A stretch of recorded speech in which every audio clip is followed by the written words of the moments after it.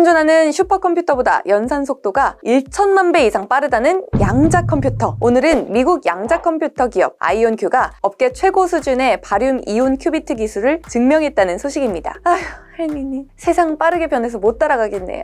아이온큐는 구하기 어려운 이테르뷴 대신 전 세계에 널리 퍼져 있는 바륨 이온을 활용한 양자 기술을 개발하며 주목받고 있는데요. 바륨 이온을 기반으로 한 양자 컴퓨터는 이테르뷴보다 더 빠르고 정확한 양자 계산이 가능하다는 설명입니다. 아이온큐는 김정상 듀크대 교수와 크리스 먼로 교수가 2015년 설립한 양자 컴퓨터 기업입니다. 전하를 띤 원자인 이온을 전자기장을 통해 잡아두는 이른바 이온 트랩 방식을 활용해 양자 컴퓨터 상용화를 추진하고 있죠. 삼성전자와 현대차, 구글벤처스, 아마존 웹서비스 등이 투자하며 기대를 모으고 있습니다. 과연 꿈의 컴퓨터로 불리는 양자 컴퓨터의 미래는 어떤 모습일까요? 한양대 이정환 교수가 분석했습니다.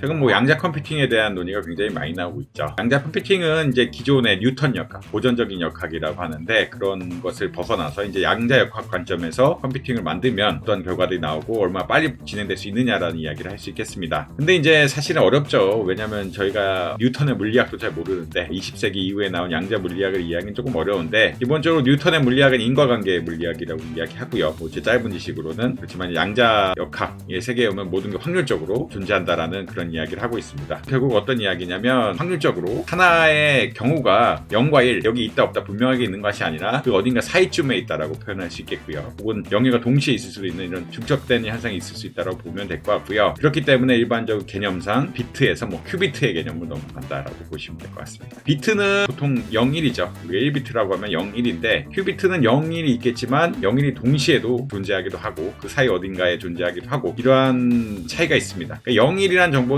우리가 두 가지 정보밖에 담지 못하는데 동시에 존재할 수 있다라는 어떤 그런 가정들은 굉장히 많은 정보를 하나의 기본 연산 단위에 넣을 수 있다라고 보시면 될 것 같습니다. 그렇기 때문에 이제 큐비트가 늘어나면은 컴퓨팅 파워가 늘어난다라고 보면 되는 것 같고요. 우리가 예전에 컴퓨터 보면은 8비트, 16비트, 32비트, 64비트 이렇게 늘어나는데 비트가 늘어날수록 큐비트는 훨씬 빨리 데이터 처리 양이 늘어나기 때문에 큐비트가 높은 컴퓨터들이 어떻게 보면은 훨씬 빠른 속도로 계산을 해낼 수가 있다라고 보시면 될 것 같습니다. 기본적으로 양자 역학 자체가 굉장히 어려운 알고리즘들이 있는데 이런 것들을 풀 수 있게끔 계산의 복잡성을 못 따라가서 컴퓨팅 못하는 것들이 있는데 그런 알고리즘들을 쉽게 해줄 수 있다는 큰 특징이 있습니다. 너무 복잡하게 가면은 사실 저도 아예 양자 물리학자가 아니기 때문에 100% 캐치하는 것은 아니고 좀 전문적인 내용으로 나가야 되는데 근데 이제 이러한 양자 컴퓨팅이 최근에 AI가 각광을 받고 있는데 머신러닝 차원에서 좋은 점 분명히 있다라고 알려져 있습니다. 왜냐하면 기본적으로 데이터가 많아진다는 얘기는 예를 들어 GDP 데이터가 관측치가 많아지면서 늘어날 수 있지만 반대로 차원이 늘어난다는 얘기도 하고 있거든요. 예전에는 GDP, 물가 상승률 이런 데이터만 있었지만 최근에는 다른 종류의 데이터들, 미디어 데이터, 하다못해 사진 데이터, 광고 데이터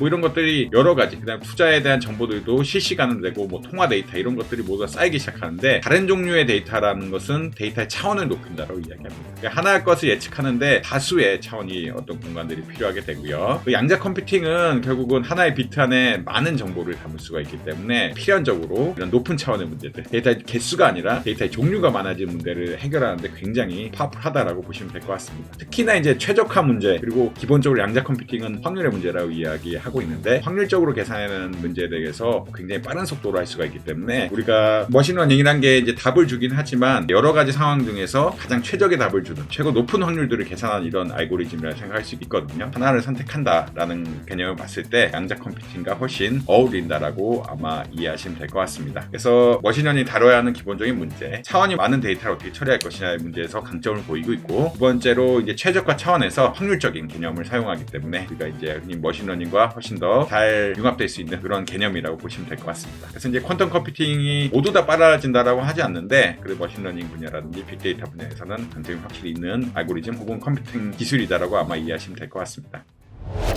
오늘 덕으로에서 준비한 소식 어떠셨나요? 더 자세한 내용이 궁금하시다면 덕으로 홈페이지와 유튜브 구독을 통해 만나보시기 바랍니다.